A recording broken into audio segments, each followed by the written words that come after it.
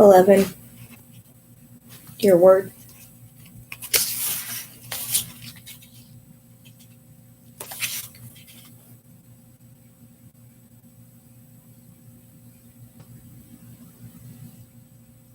Remember, there's one word you're here to say with your whole being. When it finds you, give your life to it. Don't be tight-lipped and stingy. This morning, like most mornings, I've spent in this new home. I sit alone at a kitchen table surrounded by a deep silence of midwinter. When I walk from the house to the studio, I pause, steaming mug of tea in one hand, and I'm greeted by the impenetrable quiet of dark cedar by white snow. Nothing moves. There's no sound. The wind has temporarily died, leaving the powdered snow packed tight in high drifts around the house. When I take a break for lunch, I will strap on my snowshoes, as I have each day this week, and walk into the forest, hoping to penetrate the silence, wanting to absorb it into the pores of my skin, seeking some guidance from its consistency and indifference. Later, walking among the snow-covered white pines, I realize that this is part of what I love about this land. Its indifference to me. It welcomes me on its own terms. The resurrected wind makes the current temperature of 20 degrees below zero for me below. Feeling the sting of the wind's icy breath on my cheek, I know that there will be no room for mistakes today. This is life-threatening cold. A twisted ankle could be fatal. In a world where humans seem so bent on bending and often breaking the rest of nature to their will, in a life where I am too often warring with the reality in a futile attempt to shape it according to what I want. It's good to bump up against things that will not let me pretend to control where none exist. Realities that are indifferent to my movement, to my momentary preferences and changing desires. It lets me rest. Freed from identifying with the story of life I was giving in the new city and not yet identified with any story of my life in this new place, I experience all movement as wondering.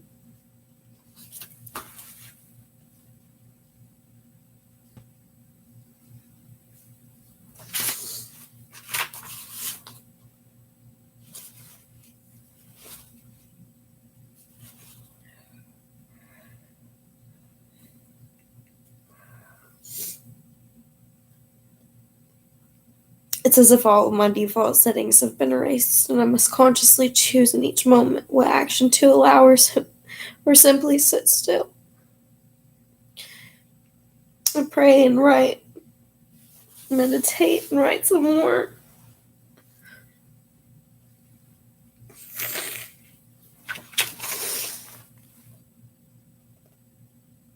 Go for a walk in the woods and return.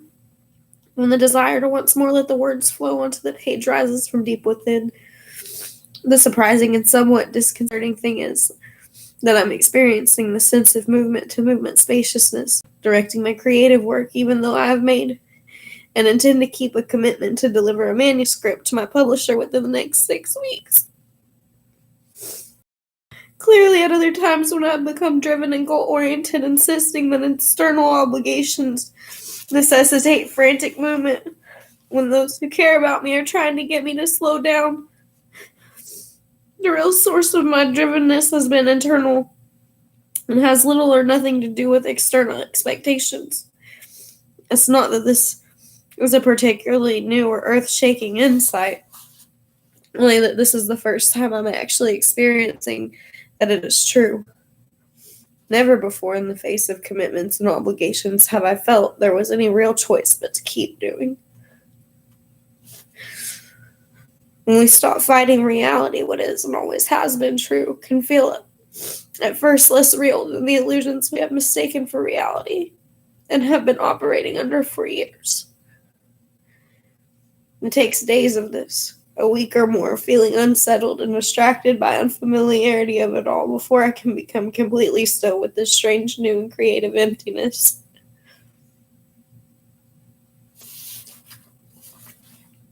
But finally, this morning, I'm able to just be with the vast space opened up by not exclusively identifying and unconsciously following the outline of a particular story about who I am. As I do my practical prayer and meditation, I'm fully present in every moment, sitting still without thought, just being completely present. And I'm unexpectedly overwhelmed with the tiredness that makes my head fall down onto my chest where I sit.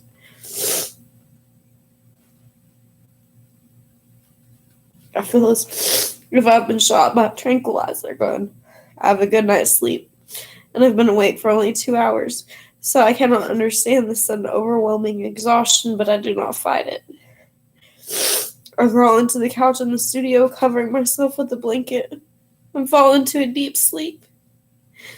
I dream the circle of grandmothers is around me in the studio where I'm sleeping. One of them leans close and asks me, "What would you want to tell the mothers?" Instantly, I see a group of women, all of them mothers, who were participants in a program I ran many years ago for Mental Health Agency. My heart aches remembering their struggles with poverty and addiction, abuse, and mental illness. And as I watch them, the group grows to include others, women and men I've counseled and taught, family, friends, men and women and children I do not recognize from all around the world, and for each of them I feel incredible love and deep compassion for the places in their lives where they struggle and suffer. My chest aches with the love that fills me like a bright light whose brilliance leaks out around my edges and makes my body translucent, threatening to split me open. What would you tell them? The grandmother whispers in my ear, leaning close.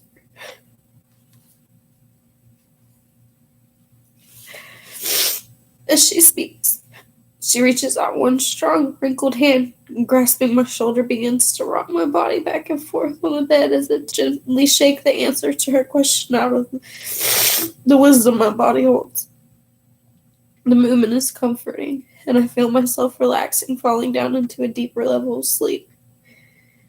And there, on the edge of sweet oblivion of dark and dreamless sleep, I whisper back to the grandmother, "I will tell them to rest."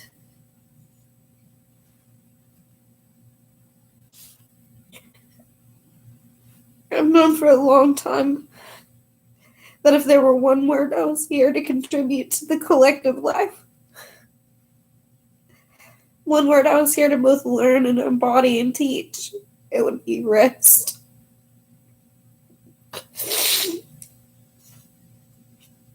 I didn't want this to be my word. I wanted my word to be something like joy or laugh or create. I knew from the beginning that it could not be truth or beauty or love or peace. Those words are essence words. The words all of us are here to return to.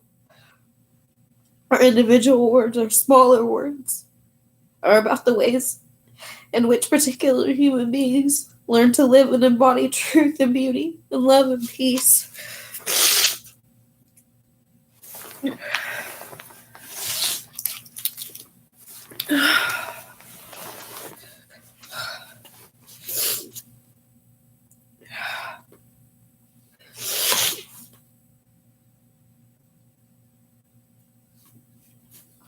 Of course, this is just a story I tell myself. That each of us is here to say one word in the way we live our lives and the choices we make. It's not a fact, although it might be the truth. It's a way of seeing my life, a way of operating to the call I live by the meaning embedded in my life without feeling overwhelmed by the desire to do it all. For if we are called to wake up to the sacred wholeness we are also called to live that wholeness in a particular way in the world, given our own ego strengths and weaknesses, our own patterns of thoughts and feelings and sensations. So ask yourself, if I could say one word to the world, if I knew the world was listening attentively and would do the best of its ability to follow the directive word sent out, what word would that be? And then, instead of trying to think of the word, open yourself to seeing all the places in your life where the word you were meant to embody has been calling you. Because it has. From the day you were born, one word has been calling to you, begging you to be with it, to learn the unique way in which only you could hold and embody and teach this word to the world. We think that the call, our vocation, will direct us to what to do with our lives. But I think the call tells you where you must begin to practice the not doing that will allow the one word you are here to embody to fill and shape your life. While I was working on this manuscript, I decided to share the opening prose poem with some of the people who had written to me about my previous book. When they read the call, several wrote back baffled, expressing their frustration at this particular part of the poem. Why hadn't I told them what the word was?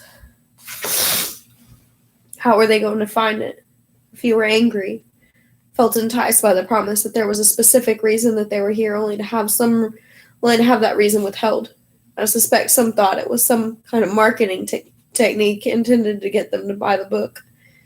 I couldn't help but imagine setting up workshops and charging outrageous sums of money, promising to tell people their word, the specific way in which the meaning in their lives was to be lived.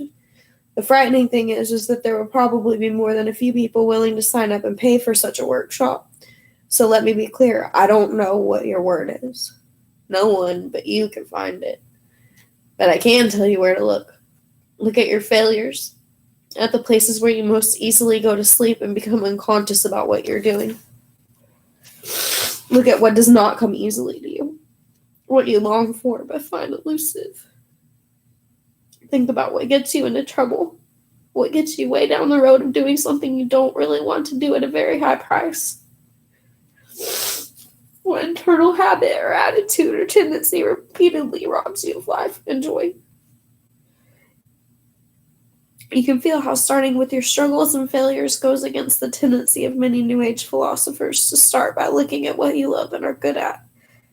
Why is your word not something you can easily do well? Something that comes naturally to you? Because we cannot teach what we never had to learn, and we learn most where we have had to stay conscious in order to learn.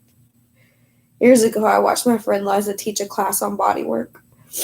Liza is a talented hands-on healer, a practitioner of a multitude of bodywork techniques. Her training in these areas merely augments her natural intuitive ability to sense where and how to touch another's body to facilitate healing. She was a terrible bodywork teacher. When students would ask her how to know when to continue or stop a particular technique, she would pause, grow flustered, and respond, "Well, you just know." This was not helpful to the students. Most of them did not just know, or at least had no way of recognizing what this knowing would look or feel like in themselves. Lisa just knew, and because she always had this ability, she could not break it down and explain the steps, the pitfalls, the ways of finding this knowing, and if and when it was lost. The best teachers are those who have had to carefully and consciously learn how to do the thing they are teaching. I have never, and probably never will, find myself unconsciously resting. My weakness in this area is so fundamental to learning to live and love fully means I must be deliberately aware and conscious in order to rest. Years ago, ill with chronic fatigue syndrome, I came to recognize, and although I was too often horizontal or doing something others would find restful, I was not in fact resting at all, but was continuing to do, if not externally, then certainly internally. I had to realize that I did not know how to rest. And then I had to accept that rest was necessary and learn how to identify the taste and color and scent of rest when I found it. I struggled with my fears about rest, the fear that if I ever truly rested, I would simply never get up again. The fear that I was unworthy of rest, that I had to earn the right to rest. The fear that at moments grew to a conviction that rest was available to everyone else but me. All of these things I continue to learn, but most important, I had to learn to accept that rest is one of the ways, my way to say yes to life, to offer who and what I am to the world. This would be equally true of whatever words you are here to embody, so share with others. When you consciously embody your word, you allow the yes. The beloved is whispered in your ear from the beginning to wake you up to what you are and why you are here. Whatever your word is, it cannot help but be one of the infinite expressions of the sacred life force that fills and surrounds us. where nothing is left out of that wholeness. Your word is one portal, your most likely entrance into the now, into direct experience of meaning embedded in what you are. Not living your word is how you block the entrance to what you long for most. Lived consciously, your word becomes the door into that which satisfies your deepest longing. Sometimes it helps to talk to those who know and love you if you want to begin to explore what your word might be. Your friends often have a clearer picture of what you don't do well, can remember where they have seen you repeatedly struggle and fall. Generally, my dear friend Allison is much better at resting than I am. She can hang out with others, or putter around the house, or go for a Sunday drive and achieve rest in a way that is truly mystifying to me. She is often preparing or strategizing to counter the anticipated detrimental effects of impending circumstances or another's actions that may or may not happen and may or may not do her harm. She pours her lifeblood into any task she participates in with others, going beyond what is or should be expected, seeking to prove herself and others that she can be relied upon to do a good job.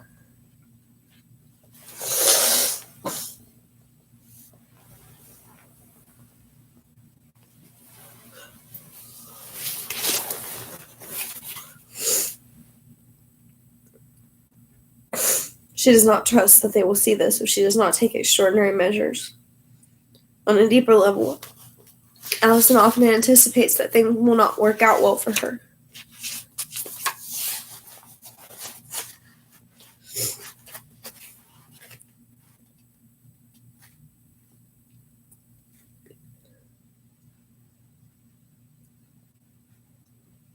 Does not trust that she is participating in the law of averages just like the rest of us, and that her essential self will truly be okay no matter what happens. As I find rest elusive, Allison finds trust in scant supply. Jeff has an enormous amount of trust. He expects things to work out well, and even when they don't, he usually manages to keep his perspective on what matters and what does not. He is also the most skilled person I know when it comes to finding rest, which is probably one of the reasons I'm so drawn to be with him. He can stop mid-task and take a nap, has a wide range of hobbies. He can putter at endlessly that offer him rest and renewal, and seems to do all of these things completely guilt-free. What Jeff does not do well is say no to anyone at any time about anything. His fear of confrontation and disagreement leaves him agreeing to pretty much anything anyone asks him, even when it is something he cannot or does not want to do. Jeff's word may be something like noncompliance or even confrontation, or maybe his word is simply no. I could tell you what I know about why these three words call to Allison, Jeff, and me. I could tell you stories about our developmental years that seem to explain why I find rest difficult, why Allison does not trust easy, and why Jeff finds it so hard to say no. But although understanding how our struggles may have been cultivated by early woundings or lessons may help us avoid an unnecessary and unproductive shame about our area of struggle, it doesn't really change anything. As I get older, it seems to me that I came into this life not knowing how to rest, particularly vulnerable from the beginning to messages around me that did not create or reinforce my tendency to ceaselessly do. Perhaps this reinforcement simply upped the ante and made it more likely that I would someday heed the call of the word I needed to learn to embody. I don't know. I do know that while understanding your struggles may offer some clues as to how to embody your word, how to live your calling, this understanding is most available by not reviewing the past, but by observing what happens within and around you in the present moment. I can't breathe now. Okay. Whew.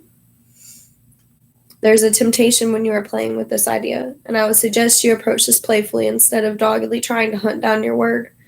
To think of a word that is a bit grand and lofty. You'll know that you have the right word for you because there will be a rather humbling sense of recognition. Here I am, best-selling author and international speaker on matters of spirituality, and my word is rest? What does that mean exactly? Am I to stay home with my feet up, reading novels and eating chocolates in order to maximize my contribution to the world? Am I violating my purpose every time I accomplish something or take on a task? Finding your word can be a little tricky, but living it can be even more confusing. As I've discovered, I could stay at home and accomplish little and still never really be resting. Resting for me is about stopping my endless quest to get it right. Do it perfectly, earn my way, or change the way that things are. I can rest only when I can be with how things are in this moment. This is true whether I'm lying in bed or writing a chapter or sitting on an airplane headed for a speaking engagement. Of course, I have to be able to accurately assess my current physical, mental, and emotional limitations. I have to accept and monitor how fast I can move without moving away from the stillness that is deep within and all around me. But mostly to rest, I have to stop following the impulse to do in hopes of changing the way things are. Living your word, embodying it in your life and how you are with yourself and the world is never about doing. It is always about not doing, about being with what is. Your word is your key to stopping your war with reality. The question becomes not so much how can I rest, and here you could put any word, but what must be surrendered, stopped, and to allow rest or your word again to enter my life and live through me. What's the thread of thoughts and feelings I need to stop following into doing, opting instead of simply be? For Allison, living her word means she must sit with her fear and not follow it into strategizing, plotting, and preparing for anticipated attacks or misfortune. Hostile actions by others may at times be what is, but whether or not the threat is real, following her fear into doing blocks the trust she needs to learn and live fully. When she sits with what is and waits for movement to come from her still center, she remembers what is real. That what she is at the deepest level of her being can never truly be harmed. To live this word, Jeff has to learn to stop himself from agreeing to what others, even his outspoken wife, want the any request is made. When he sits with his fear of disappointing others and the confrontation he anticipates will follow, when he sits still with himself, even with others' disappointment or anger comes at him without moving, without trying to make it okay, he is able to find his own still center more easily and let his choices, his movement come from this essential core.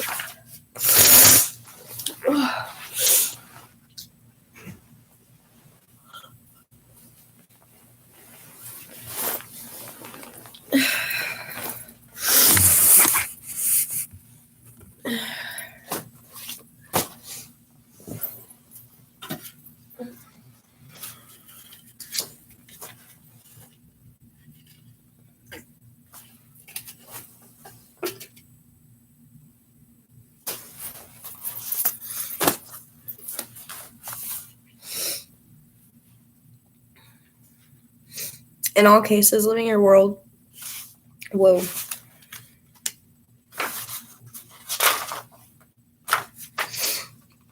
In all cases, living your word, stopping the habitual doing that is driven by fear necessitates slowing things down. Buying yourself some time in order to give yourself half a chance at consciously choosing something else. Consciously choosing to embody your word. Consciously choosing to trust when the voice of fear is screaming and piling up evidence that others are untrustworthy. Saying no when the voice of terror is pointing out to the inevitable confrontation it is sure will do irrevocable harm to the self or the other if compliance is not offered instantly. Finding rest when the internal voices are listing the 300 things that simply have to be done immediately if disaster is to be averted. These things are not easy, and most often the voice of fear is fueled by a life and death urgency. Sounds very reasonable. Sounds as if it simply is realistic. Sounds as if it is simply and realistically telling us what is. Living your word opens the door your fear has closed. Not doing what our fear for years has prompted us to do requires a certain level of consciousness. You have to be awake to know what is going on inside of you. I'm not suggesting that those things that come easily to you are not part of the incredible gift that you offer to the world. Liz's body work is one such gift to the world. Neither am I. I'm suggesting that you have to suffer in your living world. Neither am I suggesting that you have to suffer in your living world. Rather than learning to live to embody your world will in fact alleviate a great deal of the suffering in your life and in the lives of those around you. My sons would be all too happy to testify how my inability to rest has caused suffering in my life and theirs over the years, particularly when I have driven myself to the point of irritation, exhaustion, and long-term illness. Living your word does not cause suffering. Not living your word does. The call is about finding the one thing you came here to say and saying it 1,000 different ways in your words, your actions, your choices, so you and the world can really hear it. It's about finding the end of one thread that glows luminescent for you and following it faithfully to the time and place, here and now, where you can weave it into the fabric of your life and so offer it to the world. Not about getting it right, not about living your world perfectly. It's about coming into lifelong relationship with the one word you long to know, the one word that seems at times to come so easily to others and yet has eluded you for most of your life. Out of our willingness to learn from our weakness, we develop a strength we can offer to others. What if this was all that was required to live the meaning embedded in our lives? Just this one thing to embody in your life, one word for all the world to hear, to explore the full depth and range of this word, its infinite manifestations and equally infinite resistances you or others might have to living it, to let this word have it say through you so that the world might know in a new way, in a way that could only be spoken through the particular blend of ego and essence that you are in a lifetime.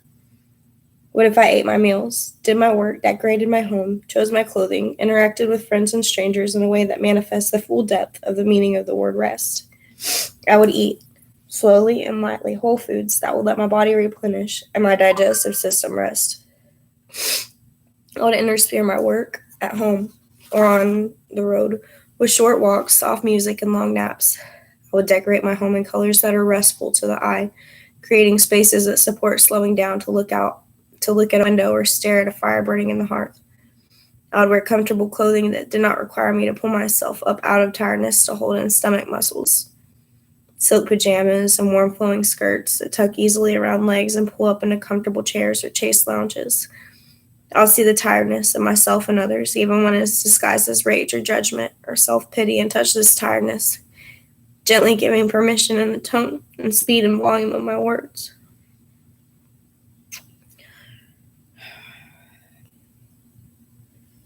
And the way I hold my body and interact with others, for us all to rest. I would seek to embody restfulness, knowing that when I do, it ripples out from me and touches all of those around me and beyond them, all those in the world. I'm going to take my dedication to rest explicit in the work I do with others, offering retreats where others can find rest and learn ways to consciously cultivate it in their lives. But this is not a necessary prerequisite for embodying my word, and in fact brings with it the risk that I will make resting another project to be mastered. There can be no separation between means and ends. I cannot teach rest while abandoning it for myself. It is less what I do than how I am that will determine whether or not I am embodying the essence of my word, and so sharing it with the world. We are a tired people, and it is hard for tired people to sit still and let wisdom they need find them. Rest is necessary if we are to have the heart and energy to remain conscious.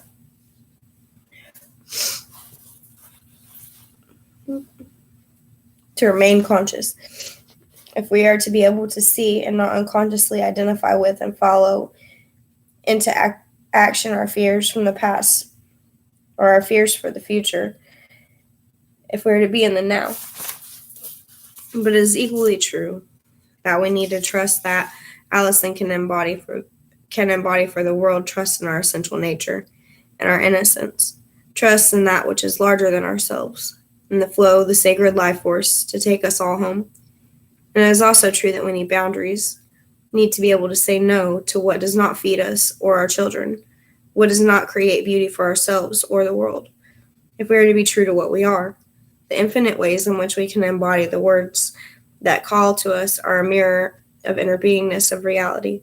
The power of each word, its ability to take us back to home, for we long for, the awareness of what we are and why we are here is awakened when it is consciously realized.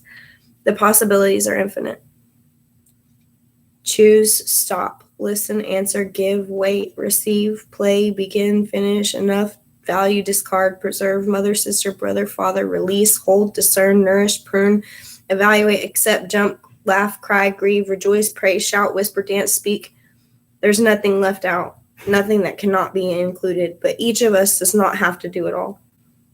We just have to do our part, and our part is to give ourselves completely to the world that has called out to us all of our lives. And in the moments when you can't give yourself completely to this world, choose to give yourself completely to the struggle with this world. When I cannot rest, I can be with my tiredness and my struggle to find rest. When Allison cannot trust, she can consciously be with her feelings of distrust, can simply sit with her fear that something or someone may do her harm. When Jeff cannot say no, he can be aware of this feeling of being trapped into compliance, his comfort with confrontation and conflict. When we can be with our inability to let the world we know as ours guide us, we soften ourselves, and into our struggle, the world begins to enter. So don't hold back. When you find your word, when you're willing to let it find you, and you can hear it only here and now, give your life this moment to it. Let it guide what you do and how you do it, and let it shape your choices and color your visions, because that word that calls to you is not only what you need to go home to an awareness of what you are. It is the word the world needs you to embody so we can all go home together. It is God speaking to you and through you, and it is what you're here to say.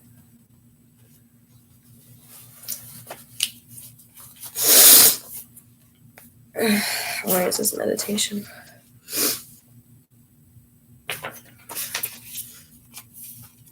If you're like me, you can make finding and embodying your word a whole new project.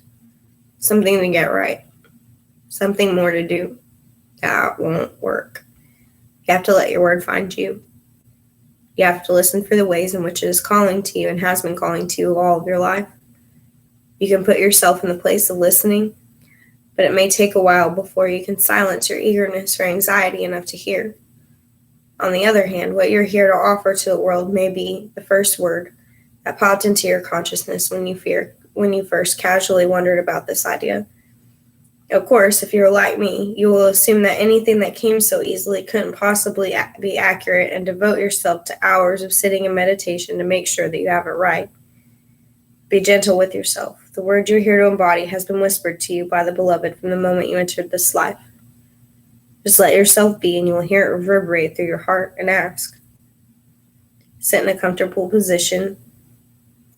Take 3 deep breaths, letting yourself settle into your position and come into the present moment fully with your breath. Let your shoulders drop and your weight sink down, being aware of the surface that supports you. Let the exhale gently release all tiredness and tension from your body. If any thoughts or feelings come during this time, allow them to simply slip away like pearls of silk. Bringing your attention back to your breath. Be present. Be with your breath and your body and your surroundings. Keep most of your attention focused on each exhale. But do not try to block out the sounds or smells of sights, things around you. Just be. When you're ready, allow one thought to form. You may wish to make it a question. What is the world I'm here to say for myself and my people? You may wish to make it a request. Tell me the word I'm here to embody for myself and the world. Ask and then wait without waiting. Listen without straining. If a word comes, sit with it. Breathe it into your body and see what truth it holds for you. Do you recognize it as a word you have found difficult to live? A word you have longed to know and embody? A word that pulls you towards waking up? Do not judge what comes, even if what comes is silence. Be with yourself and let the word find you. You will recognize it when it does.